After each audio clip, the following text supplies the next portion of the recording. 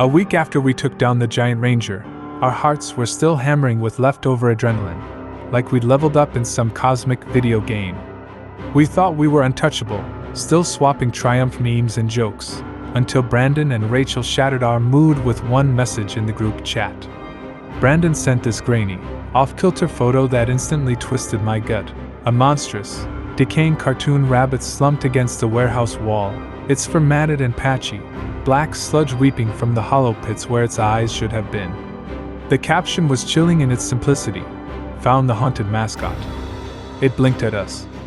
Ash responded in a heartbeat. Okay, first of all, what the fuck? Rachel was next, her words somehow too steady, as if she were trying not to tip over an edge. Second of all, we're in its basement now. There's more. That's how the seven of us ended up squeezed together in the clammy, forgotten basement of what looked like an abandoned puppet factory. Our flashlights stabbed through darkness so thick it felt like wading through syrup, the air heavy with the stink of mildew layered over something sharper, like burnt plastic, chemicals, and the sick sweet tang of rotting rubber. Debris lay everywhere, splintered wood, moldy cardboard, the mangled body of a headless animatronic fox, its wires spilling out like intestines. And amid it all, propped against the wall, was a single VHS tape. No marking, just a faded sickly pastel pink sleeve, edges crumbling to dust at the touch. Brandon hesitated, then nudged the tape with the toe of his boot. Peppermint Park, he muttered, voice low, like the name itself was a bad omen. My uncle told me about this show. Supposedly aired at 3 a.m. once, back in '87. Parents started calling the station, losing their minds, and it got yanked right after. My uncle said he had nightmares for years. Ash crouched, gloved hands hovering over the tape, not quite ready to touch it. You're telling me this thing outweirded SpongeBob's nightmare episode? Rachel laughed, brittle and flat. You have no idea. That episode's a bedtime story compared to this. Markiplier cracked his knuckles, grinning like he'd just been handed a dare. Pop it in. Let's see what cursed content we're dealing with. We managed to get an old CRT TV working in the corner, its rabbit ear antennas twisted at odd angles. Static hissed as the tape rolled, a faint electrical tang sharpening the air, and then a jingle, sickly sweet and off-kilter, chirped out. Puppets spun in awkward circles around a pastel, dreamlike playground, their seams and stitches glaringly obvious in the harsh, flickering light. The camera panned in on the host, a puppet named Uncle Peppy. His felt mouth was frozen into a wide, unnatural grin, and his button eyes seemed to swallow the light. Welcome, kiddies, he sang, voice pitched just a little too high, like someone imitating a child but missing every note of reality. Today, we're learning about sharing. The screen stuttered, colors bleeding and twitching. Uncle Peppy's smile stretched, impossibly wide, threatening to split his head in two. His button eyes reflected the static, deep and bottomless. Sharing is caring, he crooned, his voice syrupy, but undercut by something dark and oily. Then, without warning, the screen snapped to black. Nobody breathed. The silence pressed in, thick and suffocating. Then the TV exploded back to life, the image warped and colors smeared. One of the background puppets, a tall rabbit with a torn ear hanging by a thread, lurched into the frame. Its jaw dropped open with a wet, clicking pop. You have to share your friends with us, it whispered, its voice layered and multiplied, chilling as a choir of ghosts. The words seemed to hang in the air, heavy and sharp, like a blade suspended above us. Suddenly, the screen went black again. The only sound was the low, insistent hum of static. Rachel's nails dug into my arm, sharp enough to break skin. Brandon, she whispered, her voice trembling on the edge of panic. Where the fuck did everyone go? I spun around, heart hammering. The basement was empty. Ash, Corey, Markiplier, gone. Only me, Rachel, and the blue-stained glow of the TV remained, shadows flickering and writhing along the walls. The television crackled, and then the rabbit puppet's ruined face filled the screen, its one ear twitching like it was listening.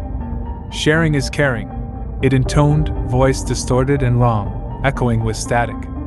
And you have so many friends to share. Rachel lunged for the VCR eject button, slamming it again and again, but nothing happened. The tape just kept grinding on. The picture shifted. Now it showed a playground drenched in garish, feverish color, the kind that seared your eyes like a hallucination. Our friends were there, slumped against a rusted swing set. Ash's face was blank and slack, eyes wide, pupils blown. Corey's katana lay snapped in half beside his limp hand. Mark's fingers twitched, uselessly grasping for an invisible bat. Their bodies looked hollow, emptied, like the puppets had scooped out everything inside and left only skin and bone behind. The rabbit puppet leaned in, its mouth splitting wider, stitches straining and snapping. "Bring them to Peppermint Park," it sang, every word a threat wrapped in a lullaby. "Or we'll come get them ourselves." Rachel cursed, voice barely above a whisper. I could feel her shivering, adrenaline and fear radiating off her in waves. "Brandon," she said, voice low and urgent. "That's not a threat. That's a countdown." On the screen, the rabbit's grin kept stretching, the fabric at the corners of its mouth tearing with a sickening, wet pop. Its jaw unhinged wider than I thought possible. "Tick-tock, kiddies," it sang, the melody sweet but warped, like a record melting in the sun. A single, viscous drop of black ooze crawled down the TV screen, leaving a greasy trail. And then I noticed, the basement walls weren't concrete anymore. They were swelling and contracting, pulsing in time with the TV static, as if the whole room was alive, breathing, waiting for us to move. Rachel's grip on my arm tightened until my fingers went numb. "It's not just souls they want," she whispered, her voice barely more than a tremor. "Look at their faces." And as I stared, I realized with a crawling horror that the faces on the screen, our friends' faces, were starting to change, seams appearing at the edges, eyes darkening, smiles stretching far too wide. The rabbit's voice dripped through the speaker, sticky and inescapable, promising that soon, we'd all belong to Peppermint Park. On the screen, Ash's face contorted, hollow, haunted, but eerily free from pain. She stared straight at us, her gaze so direct it felt like a hand gripping the back of my neck. Even without sound, her meaning came through clear as day. I'd seen those lips shape those same words in her sleep, night after night, ever since the evil twin thing, ever since the memory thieves came for her. The rabbit puppet just let out a shrill, razor-edged giggle. "Every story needs an audience," it squealed, tattered paws slapping together like rotten meat. "And Uncle Peppy collects only the best ones." The playground behind it began to glitch and flicker, the swing set and seesaw warping, dissolving away to reveal shelf after shelf of glass jars, ancient and crusted with rust, each one swirling with that strange, mercury-like silver. And inside those jars? Faces smushed against the glass, mouths open in endless, silent screams, eyes wild with terror, all trapped like desperate insects in a child's cruel collection. Rachel choked on her breath. "Oh God! That's..." The screen spasmed. Ash pressed herself to the glass, her face looming huge, separated from us by nothing more than that flickering barrier. She mouthed the words, painfully slow, her lips trembling with urgency. "Pull the plug." Rachel didn't hesitate. She lunged forward and yanked the cord out of the wall with a grunt. Nothing happened. The screen's glow only intensified, bathing the room in a ghastly, unnatural light. The puppet's grin kept stretching, the cloth splitting, stitches popping, its mouth tearing open wider and wider. "You can't unplug a dream," it giggled, and this time its voice was a tidal wave, 100 children laughing and shrieking and sobbing all at once, a chorus of joy and agony. The playground backdrop warped again, twisting into a tableau of nightmares, swings morphing into nooses, the slide into a throbbing, gaping throat lined with twitching flesh. Brandon lunged at the VCR, tearing at the tape with frantic hands. The plastic sizzled against his skin, burning like dry ice, but he didn't stop. He ripped the tape free and smashed it on the floor, shards splintering everywhere. But the video kept rolling, the images bleeding across the screen, unstoppable. Rachel clamped onto my arm, her grip ferocious, nails biting into my skin. "We have to save them." she hissed, barely louder than a breath, panic slicing through her words. And then, the lights snapped off. Not just ordinary darkness, but a thick, suffocating blackness that pressed in on every side, swallowing sound and thought, viscous as jelly. I couldn't see my own hand. I couldn't even hear myself breathe. My heart hammered so hard it felt like my ribs would splinter. This wasn't just a blackout. It was as if something had slithered into the air itself, making it heavy, rotten, sticky against my skin and tongue. I could hear Rachel gasping, somewhere close, her panic contagious. "Brandon?" Her voice broke, shivering. "Why can I taste pennies?" And then the giggling began. It was high, reedy, echoing from everywhere and nowhere, inside my skull, under my skin, behind my eyes. It was children's laughter, but twisted, the sound of joy made monstrous, as if all their throats had been slit and the air itself was bubbling through the wounds. Something wet slapped the floor between us. Then again, closer. "Did you just touch me?" Rachel whispered, voice fracturing, her fingernails digging deeper into my arm. I hadn't moved an inch. Before I could answer, I heard it, tiny feet skittering over concrete, darting around us. The rhythm was wrong, too fast and too uneven, not quite animal, not quite human.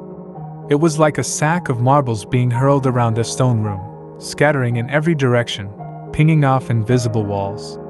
Rachel's breath hitched, her panic condensing into a single, strangled sound. "Oh God!" A damp, giggling whisper brushed past my ear, so close I felt its chill. "Found you!" The lights snapped on with a jaundiced, sickly flicker.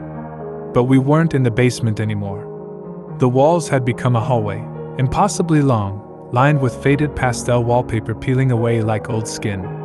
The corridor seemed to stretch on forever, and every inch of it was packed with puppets, tens of thousands, maybe millions, crowding from floor to ceiling. They all stared, their button eyes glossy as beetle shells, mouths half open or sewn into unsettling grins, stitches torn and leaking.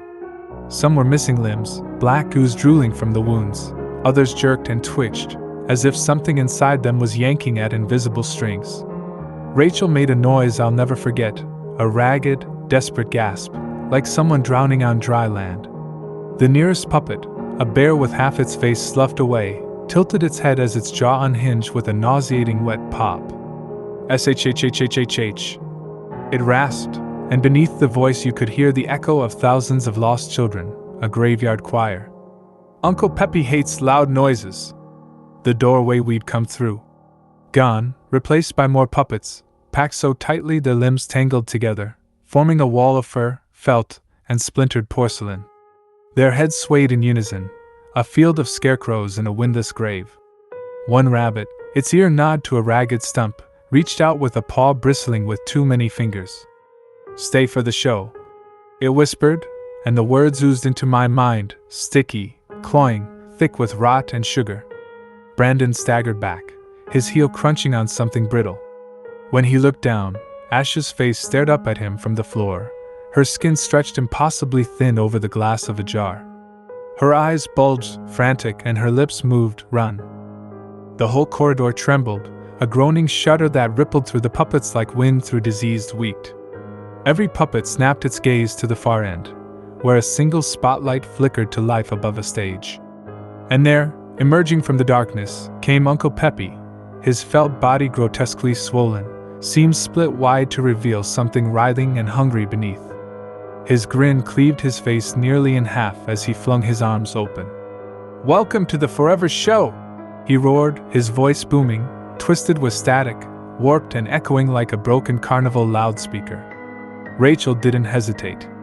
She fired the shotgun, the blast exploding in the narrow hall, the sound ricocheting off the walls, shattering the silence. The blast tore 3 puppets apart, just fabric and sawdust left hanging in the air, drifting like snow in the flicker of emergency lights. Shreds of felt floated down, some catching on the broken chairs and splintered banisters. "There's too many!" she growled, jamming another shell into the shotgun with hands streaked in sweat and puppet fluff, as a whole pack of them stumbled closer, their button eyes catching every flash from the muzzle. It was like staring into a field of dead stars.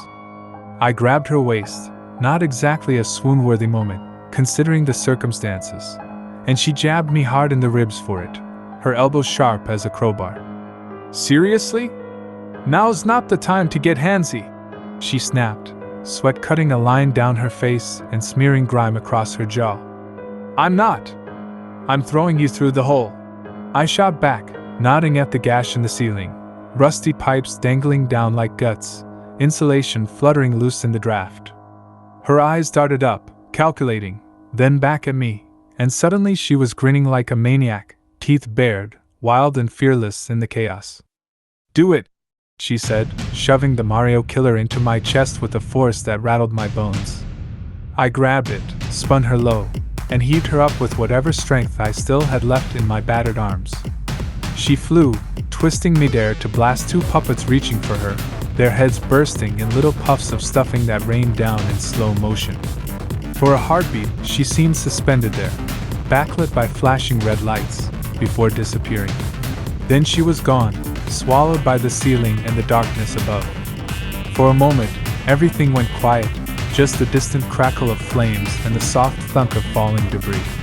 Then something crashed upstairs, heavy and final.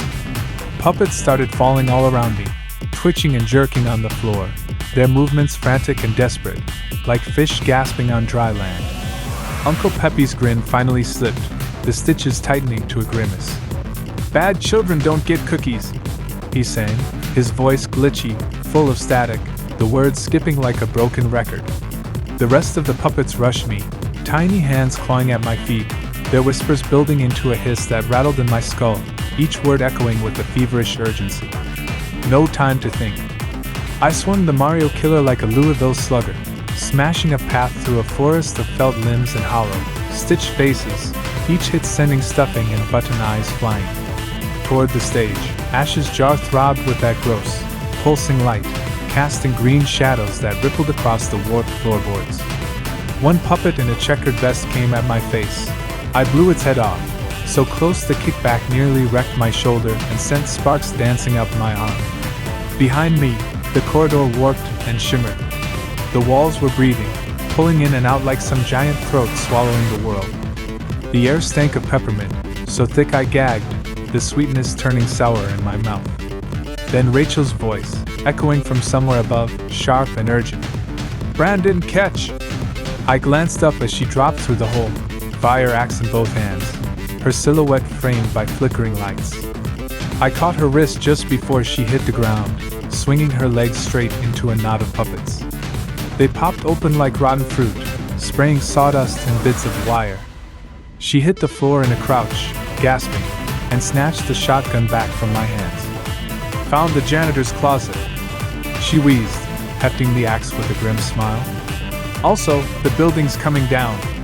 Overhead, the ceiling let out a death rattle, beams groaning as we sprinted down the hallway, plaster raining down in gritty sheets.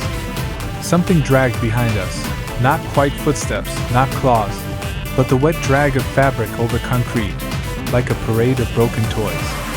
I risked a look and immediately wished I hadn't. The walls themselves were bleeding puppets, their bodies squeezing out of cracks, hands grabbing at our legs, faces distorted in the half-light. One latched onto Rachel's boot, and she kicked it off with a snarl, sending it flying into a light fixture that exploded in sparks and glass. "Left!" I yelled, pulling Rachel around the corner as a flood of puppets poured in behind us, their numbers swelling with every second. Their button eyes flickered with the fire spreading through the place, casting weird, jerking shadows that seemed to dance and shudder along the walls. The exit door ahead was warped and glowing orange from the heat, but Rachel didn't even blink, she just kicked it clean off the hinges, the wood splintering around her boot. Night air smacked us in the face, thick with the smell of burning polyester and something sickly sweet underneath, like cheap candy melted on asphalt. We barely made it 3 steps outside before the whole building blew, the blast wave roaring in our ears. The shockwave tossed us against a parked car, metal groaning under our weight. Glass and debris came down everywhere as the roof folded up on itself, the whole place collapsing like a monstrous origami nightmare, fire chasing the shadows into the night. For a second, I heard nothing but ringing and tasted smoke, lungs burning with every breath. Then Rachel groaned and grabbed her ribs, doubling over. "Oh no," she whispered, staring at the blaze, her eyes wide with something like grief. I looked up, following her gaze, not just at the fire swallowing the building, but at the shapes moving inside it. Dozens of puppets spun in the flames, their stitches melting, waving at us with blackened, burning hands, their faces twisted in silent screams. One, a rabbit without ears, pressed its ruined face against the window before the glass burst outward in a hail of sparks and flame. Rachel's breath caught in her throat. "Our friends."